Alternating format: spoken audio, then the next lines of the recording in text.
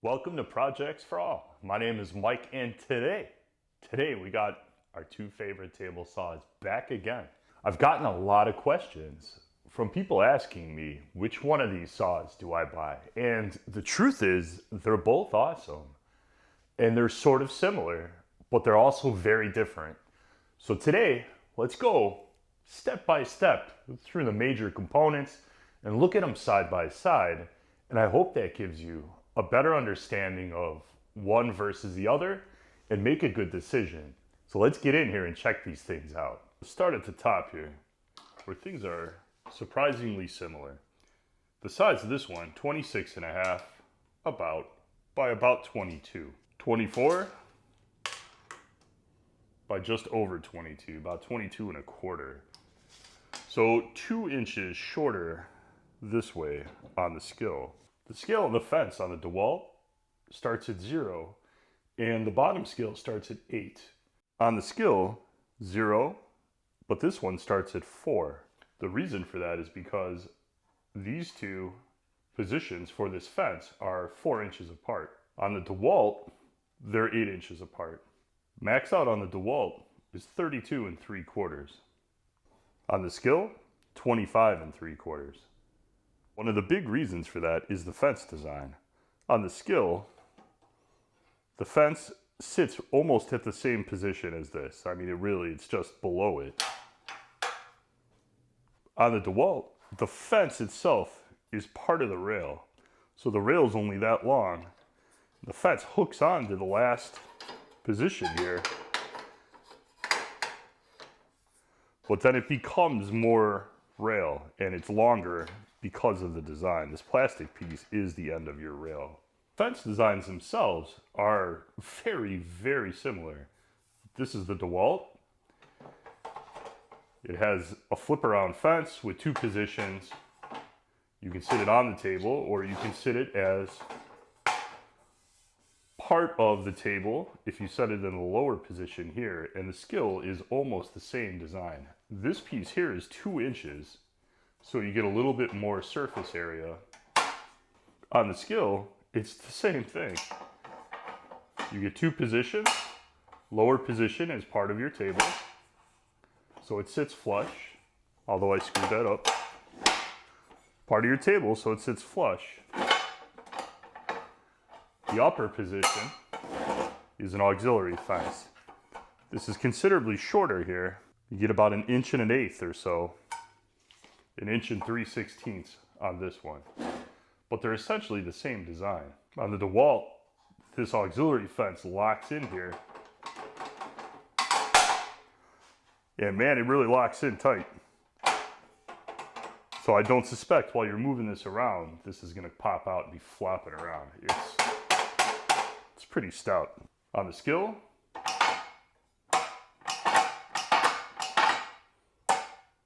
not nearly as tight.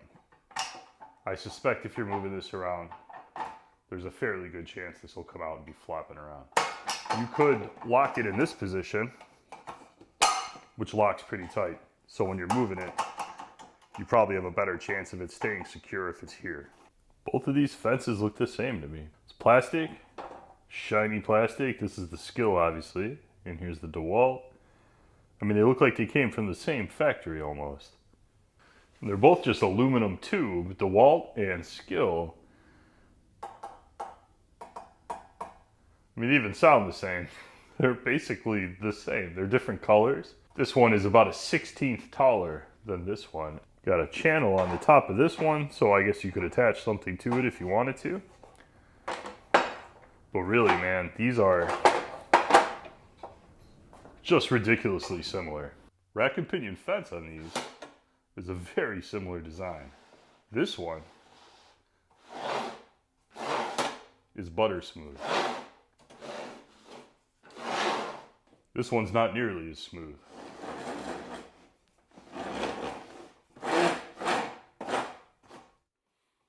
They both work the same. The DeWALT just feels like better quality. Does that mean you're gonna have a failure with this, or it's a problem, or I dislike it? It's not, it's just different. You can hear the gears meshing. Let's move this out of the way And you can see your push stick is here. Ridiculously easy to get to. It's on top. It's right where you need it, when you need it. And it comes out ridiculously easy. Just your regular plastic push stick. But it's here when you need it. And you don't have to change your body position. And you really don't even have to think. You just grab your fence. And there you go. In my DeWALT video, I don't even know if I mentioned the push stick. On this one, I told you how good it was. I do really like having it on the front. I don't have a problem with where it's at per se, but the DeWALT does it better. The DeWALT is up here on top where you are working when you're working. This one is below, so you have to bend over and pull it out. Both of them are good. I like them both. I told you how much I like this, and I still do. But the DeWALT is a little bit better, in my opinion. The fence lock is right here. Positive as all hell. Easy to get to.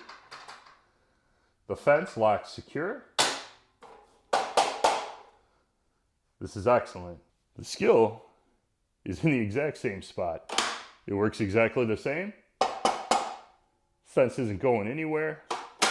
This one sticks out a little bit further, and I don't know, maybe you'll break it off, or maybe it's just easier to get to. You decide, but they're both about the same, and they're both excellent.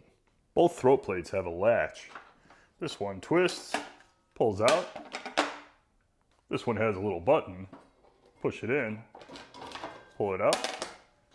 At a glance, these look pretty similar, but they're not. This one's metal, this one's plastic. This is real flexible ABS plastic. I mean, it works.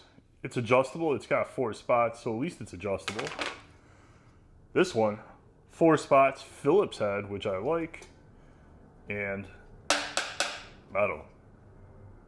The riving knife on this is right here. You pull this out, there's your riving knife. Comes right out of there. Pull this back out. Falls right back into place. Locked down secure.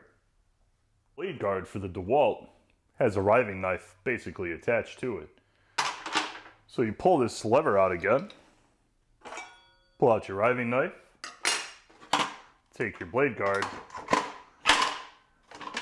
And it drops right into place exactly the way the riving knife did. There is zero messing around with this thing. You can pull this on and off without taking this off because it's open at the back. The riving knife on the Skil is captive. Take off your throat plate, and there's a lever right here that flips up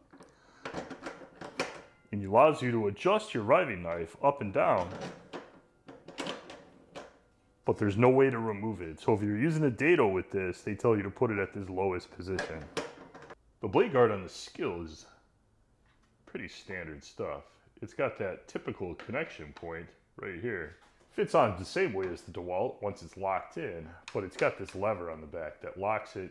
Keep in mind that this is not open in the back. So to get this off, to adjust your riving knife, you have to take this off, then flip the lever.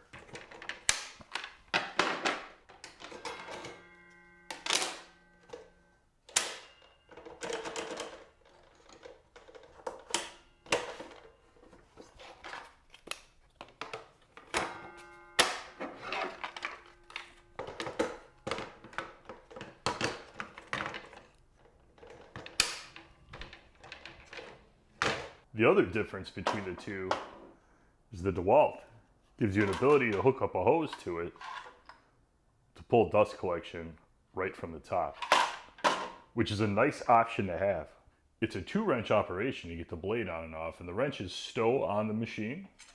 This one will take a full 13/16 Dado stack. Beautiful. I don't have the throat plate to show you with it on there, but you know, you use your imagination. 13/16 whole dado stack for the DeWALT. The DeWALT also comes with this handy panel to get in here. So if you don't have a magnet to fish it out from the top, you can always just pop that panel off in the back. The Skil can rock a Dado Stack too, but only up to 5/8. You get 11/16 on the DeWALT, up to 5/8 on the Skil. It's better than nothing for sure. Not that it really matters, but just for comparison's sake, here's a DeWALT wrench. Here is the Skil wrench. Quite a difference. Miter gauges. Which one came from which saw? It's absolutely impossible to tell unless you own this saw and you know the answer, because they're both complete garbage. This one has a provision for a little sacrificial or extra fence you can put on there yourself if you want. This one goes from 0 outward. This one's 90 degrees and counts down. I like the scale on this one better. This is the DeWALT.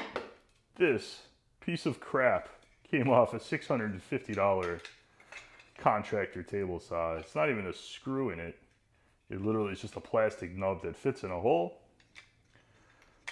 This one over here, this came off a $350 table saw. Like I said, it's got this provision. It is basically the same piece of crap as the one that came with the DeWALT. I don't like the scale as much, but I can read it better, which is nice, and it's screwed together. Yeehaw. All right, let's get in there and talk about these stands, because they're very different. The DeWALT sits at 36 5/8. The Skil, 33 inches. This here is a good working height for me. I'm 6'1". This is the size that I like, right here. I don't have to bend over. This is too low for me. Does it work? Of course. You can bend over a little. It's not the end of the world. But if I was going to use this day in and day out, this is the stand I like better. There's nothing wrong with this, and I'll show you, but a little low for me. Both saws feature a 2.5-inch dust port. Both of them are made out of metal. Don't mind this. This is the floor doing this. Looks shinier on this one, but they're both metal. 2.5 inches.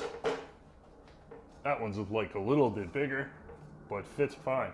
It's easier to see on the back, but this saw here is its own piece, and it bolts right here to the stand. You can pull the saw off of this and use it just as the saw if you want, but then you have the stand. This one only comes with this big heavy stand, so I don't know. Some people like that. I've heard some people complain and are not happy. On the Skil, the stand is an integrated part of this frame here. This holds all of this together. This is where these 3 frame tubes come together inside here, and then you have your leg. So a little less easy to take this apart, although I'll show you and it may not matter to you. The Skil has these little feet here and these pads.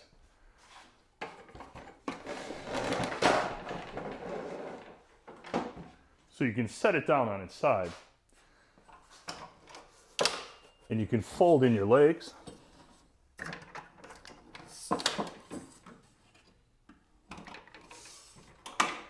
Once you fold this up, there's this little rubber foot right here. It's just a little tiny pad. It's very soft rubber, and this is what it sits on when the legs are folded. There's another one here, and then obviously on the other side it's the same. These guys right here hold it pretty stationary and give it something to sit on. So when it's folded, it's still usable as a benchtop table saw. Those little feet on the bottom allow it to sit flat, and the legs fold up out of the way. So if you're gonna build this into something, like a tabletop, let's say, you probably don't even need to remove these unless somehow they're in your way, because this thing sits flat. So if you want to use your DeWALT as a stand for your Skil because you're like 7'8", then have at it, man. Those little rubber feet are kind of anti-skid because it really doesn't want to move around on the top of this thing. I consider the Skil to be a stable saw on this little 4-legged stand. This one here, the DeWALT, has this exaggerated angle at the back. I mean, this thing is pretty stout and pretty solid. You could use this as a tackling dummy. Folding the DeWALT is basically the same as the Skil, except the stand is much bigger.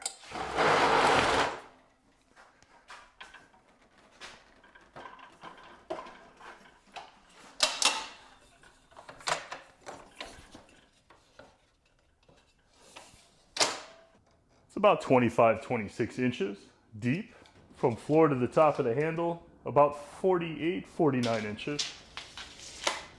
And there's your folded up storage. Difference in size. Considerably different. If you are really stuck for space, yeah, this guy. But you can't really beat the strength and the size of the stand. That thing, crazy stable. The bathroom scale says 90 pounds on the DeWALT, about 50 pounds on the Skil. So there's a consideration too. One last thing I didn't notice the first time around.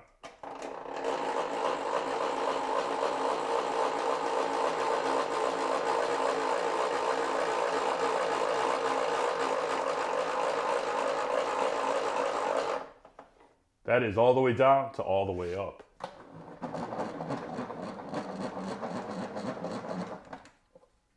Way faster. Ever wonder if the fences are interchangeable?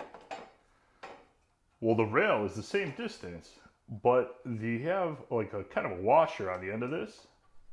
It flares out. I don't know what you would call that. That bolt is too big for the slot in this fence to fit in. However, the rails sit at different heights to the table, which is very unfortunate because the DeWALT fence fits right on the Skil saw and locks down and stretches all the way out to 31 inches.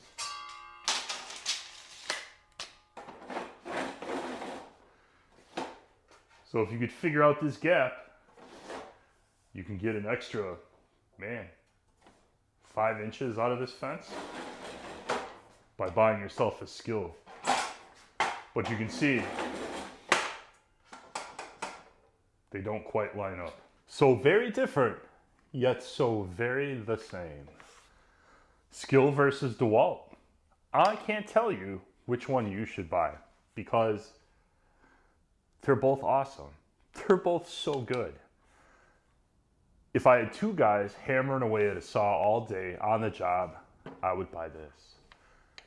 If I was on the job but had a small van and not a lot of space, I would buy this. As a do-it-yourselfer from the house, this gives me an impression it's gonna last for a couple decades. This one, maybe. But they're both so good. And they do exactly what they're advertised to do. This one has better adjustments than this one. You can check out the adjustments. I'll put links at the end to the individual videos for both of these saws. So you can go back and watch the in-depth, all about each saw videos. We didn't get into the adjustments in this one because I don't want this video to be another 30 minutes long. So you tell me in the comments, have any questions? I've spent a lot of time looking at these two saws. Post questions down in the comments. I'm always in there looking at the comments, and there's a lot of helpful people on there that own these saws too that I'm sure can answer your questions. Thank you so much for watching my video. I'll see you in the next video.